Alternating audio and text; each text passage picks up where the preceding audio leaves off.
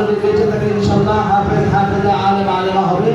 এই সন্তানের ওসিলায় আমরা আমাদের ময়দানে আল্লাহর কাছে নাজাত পাবো, এই দৃঢ় প্রতিজ্ঞা করে আমি আমার কথা এখানে শেষ করছি। আসলে আজকে একদিনেই হুজুর বলছেন যে আমার 4টা জায়গায় একটু ব্যস্ততা পড়ে গেছে।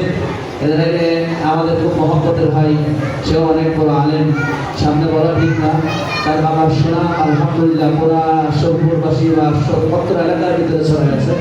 তো আপনারা মাদ্রাসার দিকে খেয়াল করবেন ইনশাআল্লাহ। এই মাদ্রাসাটা অনেক মেহনত করে কষ্ট করে আজকে এই পর্যন্ত আলহামদুলিল্লাহ আনছেন। যে আব্দুল্লাহ সাহেব ইন্তেকাল করেছেন, আল্লাহ তাআলা ওনাকে জান্নাতুল ফেরদাউস দান করুন এবং ওনার সন্তান বড় আলেম হয়েছেন, অল্প বয়সে আলহামদুলিল্লাহ অনেক যোগ্যতা আল্লাহ তাআলা দান করেছেন। হেকমত এলেম সব কিছু আল্লাহ তাআলা দান করেছেন।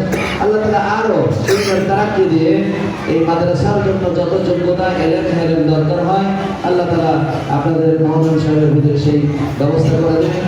আমরা সবাই দোয়া করবো ইনশাআল্লাহ। আর আমার জন্য খাস করে দোয়া করবেন, আল্লাহ তাআলা যেন এই দিনের পয়গাম নিয়ে মৃত্যুর আগ পর্যন্ত থাকার তৌফিক দান করেন। আমিন।